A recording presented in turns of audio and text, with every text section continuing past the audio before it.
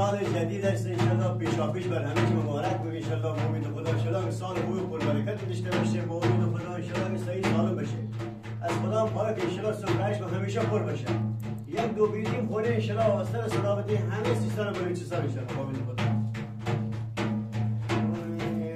سرم درد میکنه حالی ندارم دخترمو چه مرغا میبره حالی